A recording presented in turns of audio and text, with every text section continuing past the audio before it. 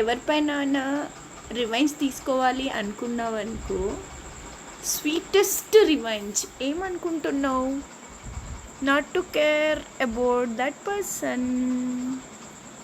ఎందుకోసం అంటున్నా అంటే, if any one troubles you, if any one say bad words to you, just simply ignore. అంటే don't care about that people. నువ్వు react అవ్వడం కన్నా, నువ్వు రియాక్ట్ అవ్వకుండా ఆ పర్సన్ నిన్ను హర్ట్ చేస్తున్నా కూడా నువ్వు పట్టించుకోకుండా డోంట్ కేర్ అన్నట్టు ఉంటున్నావు చూడు, ఆ ఫీలింగ్ ఏదైతే ఉంటుందో మస్తు ఉంటుంది అబ్బా. సీరియస్గా ఆ ఫీలింగ్లో వచ్చిన కిక్ ఇంకా ఎందులోనూ రాదు.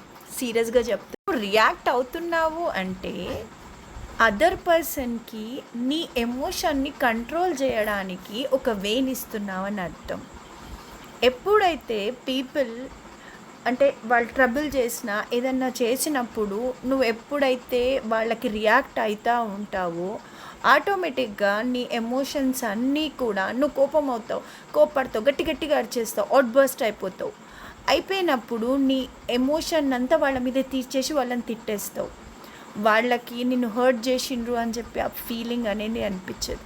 నువ్వు ఎప్పుడైతే కామ్గా సైలెంట్గా నీ వర్క్ నువ్వు చేసుకుంటావో వాళ్ళకి చాలా హర్ట్ అవుతుంది. అండ్ వాళ్ళకి నీ ఎమోషన్ని కంట్రోల్ చేసే పవర్ ఇచ్చినావు అంటే నిన్ను కంట్రోల్ చేసే పవర్ కూడా వాళ్ళ దగ్గర ఉన్నట్టే.